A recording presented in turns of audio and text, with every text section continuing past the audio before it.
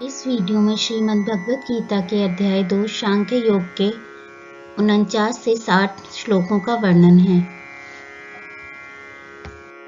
दूरेण ह्यवरं कर्म बुद्धियोगात् धनञ्जय बुद्धौ शरणमन्विच्छ कृपणाः फलहत्वः।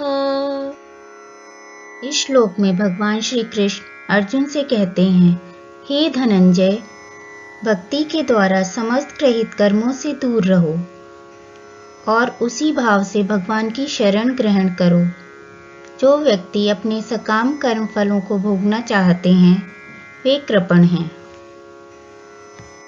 बुद्धियुक्तो जहातीह उभे सुकृत दुष्कृते तस्माद् योगाय युज्यस्व योगः कर्मसु कौशलम्। इस श्लोक में भगवान कहते हैं, भक्ति में संलग्न मनुष्य इस जीवन में ही अच्छे तथा बुरे कर्मों से अपने को मुक्त कर लेता है। अतः योग के लिए प्रयत्न करो, क्योंकि सारा कार्य कौशल यही है। कर्मजं बुद्धियुक्ता हि फलं त्यक्त्वा मनीषिणः जन्मबन्ध विनिर्मुक्ताः पदं गच्छन्त्यनामयम्। इस श्लोक में भगवान कहते हैं, इस तरह भगवत भक्ति में लगे रहकर बड़े बड़े ऋषि, मुनि अथवा भक्तगण अपने आप को इस भौतिक संसार में कर्म के फलों से मुक्त कर लेते हैं। इस प्रकार वे जन्म मृत्यु के चक्र से छूट जाते हैं और भगवान के पास जाकर उस अवस्था को प्राप्त करते हैं जो समस्त दुखों से परे है। यदा ते मोहकलिलं बुद्धिर्व्यतितरिष्यति तदा गन्तासि निर्वेदम् श्रोतव्यस्य श्रुतस्य च। भगवान कहते हैं, जब तुम्हारी बुद्धि मोह रूपी सघन वन को पार कर जाएगी तो तुम सुने हुए तथा सुनने योग्य सबके प्रति अन्यमनस्क हो जाओगे। श्रुति विप्रतिपन्ना ते यदा स्थास्यति निश्चला समाधावच्चला बुद्धिस् तदा योगम् अवाप्स्यसि। भगवान कहते हैं, जब तुम्हारा मन वेदों की अलंकारमयी भाषा से विचलित ना हो और वह आत्म साक्षात्कार की समाधि में स्थिर हो जाए, तब तुम्हें दिव्य चेतना प्राप्त हो जाएगी।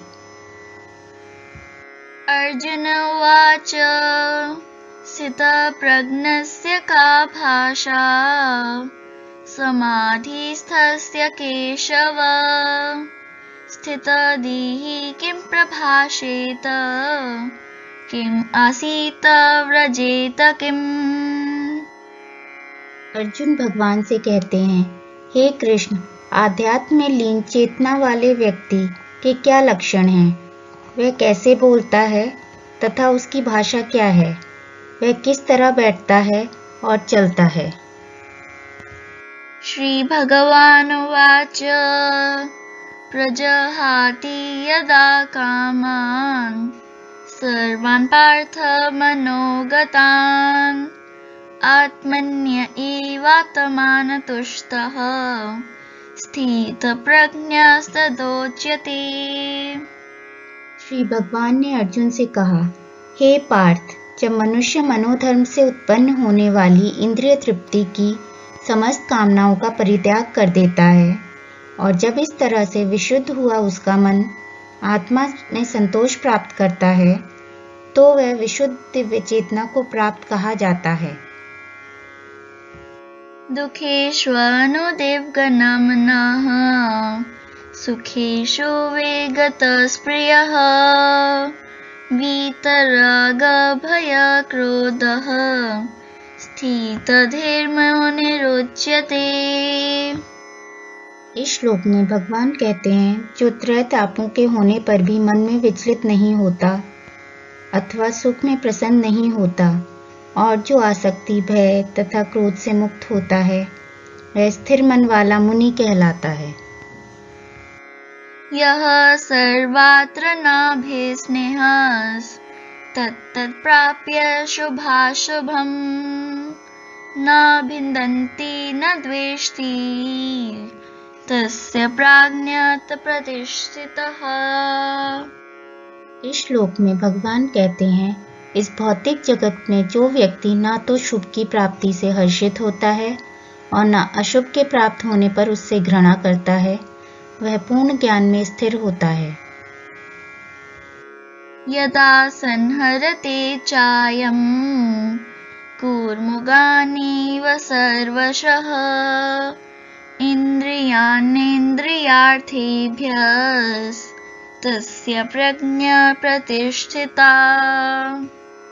इस श्लोक में भगवान बताते हैं, जिस प्रकार कछुआ अपने अंगों को संकुचित करके खोल के भीतर कर लेता है, उसी प्रकार जो मनुष्य अपनी इंद्रियों को इंद्रिय विषयों से खींच लेता है, वह पूर्ण चेतना में दृढ़तापूर्वक स्थिर होता है।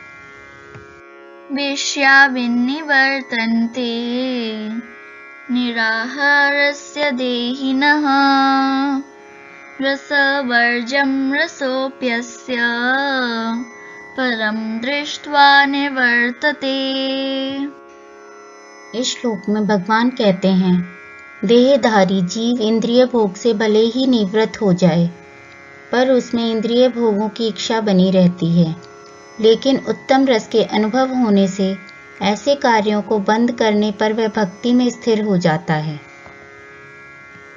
यततो ह्येऽपि कौन्तेय पुरुषस्य विपश्चितः इन्द्रियाणि प्रमाथीनि हरन्ति प्रस्भमनः।